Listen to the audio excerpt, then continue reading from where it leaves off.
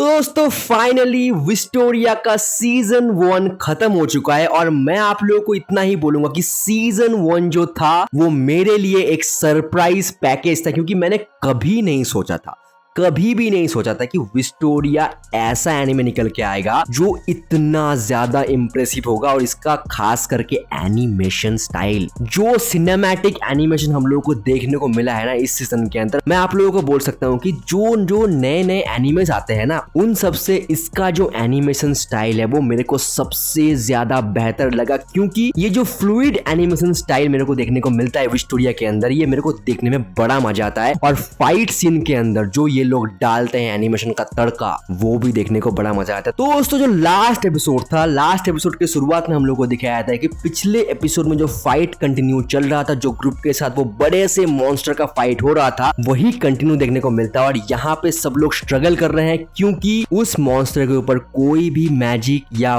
Will सेरफोर्ट का जो sword है कुछ भी काम नहीं कर रहा है। तो वो लोग सारे लोग ये सोच रहे हो कि इस मॉन्स्टर को मारे कैसे। और जब सारे लोग ये सोच रहे हैं तब विल के पास आता है एक क्रिस्टल और ऊपर से एक लड़की बोलती है कि यही है वॉन्ड एंड स्वॉर्ड। और इसके बाद एक बैक स्टोरी दिखाया जाता है जहां पे एक लड़की ऐसे बोलती है कि ये जो बच्चा है यही हम लोगों को वॉन्ड एंड स्वॉर्ड का जो कॉम्बिनेशन है वो हम लोगों को फ्यूचर में देखने को मिलेगा। तो शायद यहाँ पे ये हो सकता है कि विल के पास जो मैजिक पावर नहीं है वो किसी कारण से नहीं है और इस वर्ल्ड को बचाएगा यही लड़का। तो शायद विल यहाँ पे है the saviour of the world. ये जो स्टोरी है ना दोस्तों, ये मेरे को हैरी पॉटर से बहुत ही रिजेंबल्स देखते हैं, क्योंकि आप लोगों को पता है कि हैरी पॉटर के अंदर भी हैरी था एक चोजन वन और वो चश्मा पहनता था, उसके पास भी मैजिक पावर था। लेकिन यहाँ पे एक डिफरेंस ये है कि इसको सिर्फ तलवारबाजी आती है लेकिन इसके पास मैजिक पावर नहीं है। लेकिन फिर भी हैरी पॉटर से इसका रिजेंबल्स बहुत ही ज्यादा होता है। और इसके बाद जो सीन दिखाया गया, जैसे विल ने उस मॉन्स्टर को डिफीट किया सियोन का फायर पावर यूज करके अपने स्वॉर्ड के अंदर, उसने अंदर से मतलब मिडिल से उस मॉन्स्टर को काट दिया, वो वाला सीन देखने में बड़ा मजा आया। क्योंकि उस सीन में एनिमेशन का जो हम लोगों को देखने को मिला है वो मेरे को देखने में बड़ा ही मजा आया। और इसके बाद हम लोगों को दिखाया गया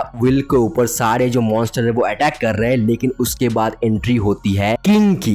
मैंने कभी नहीं सोचा था कि मागिया वेंडर के ऊपर भी एक किंग होता है, और वो हम लोगों को लास्ट एपिसोड में देखने को मिला जहां पे उस किंग का जो एंट्री हम लोगों को दिखाया गया और जिस तरह से बहुत ही आसानी से सारे मॉन्स्टर्स को उस किंग ने मार गिराया। लिटरली कुछ भी नहीं किया, वहां पे आके कुछ पोर्टल्स खोले और सारे मॉन्स्टर वहां पे तबाह हो गए। और वो किंग यहाँ पे आके ये बोलता है कि तुम लोगों ने बहुत ही अच्छा काम किया और तुम लोगों ने जिस मॉन्स्टर को डिफीट किया, उस मॉन्स्टर को डिफीट करना इतना आसान नहीं था, फिर भी तुम लोगों ने किया। तो किंग ने तो उन सारे लोगों को वहां पे अप्रिशिएट किया। और इसके बाद हम लोगों को एक नया कैरेक्टर इंट्रोडक्शन देखने को मिलता है जिसका नाम है फिन, और वो किंग के साथ रहता होता है और शायद वो सारे चीजें कलेक्ट करता है या कुछ इंफॉर्मेशन वो कलेक्ट करता है। लेकिन उसका जो इंटरेस्ट है वो विल के ऊपर ज्यादा होता है, क्योंकि वो विल के पास आके ये बोलता है कि तुम्हारा नाम क्या है। विल सिर्फ और उसके बाद बोलता है मेरा नाम है फिन। और इसके बाद उन दोनों के बीच में हम लोगों को स्मॉल सा इंटरेक्शन देखने को मिलता है। लेकिन यहाँ पे मेरे को एक शक हो रहा है कि शायद ये जो फिन वाला कैरेक्टर है ये मिक्स कैरेक्टर हो सकता है। मतलब ये थोड़ा मोड़ा अच्छा भी हो सकता है, थोड़ा मोड़ा बुरा भी हो सकता है, जो हम लोगों को सीजन 2 के अंदर देखने को मिलेगा।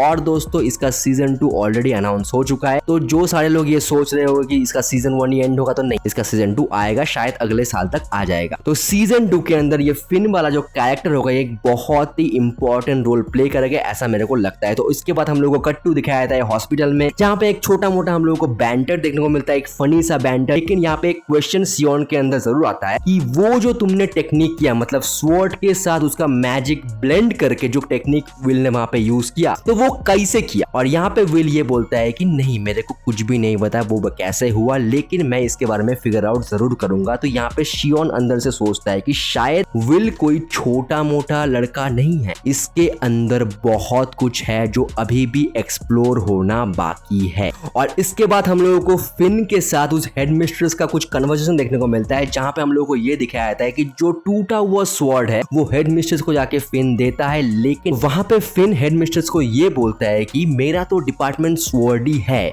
मतलब मैजिक उन लोगों का डिपार्टमेंट है और फिन का जो डिपार्टमेंट है वो स्वॉर्ड है। तो उन लोगों ने फिन को विल के बारे में काय को नहीं बताया।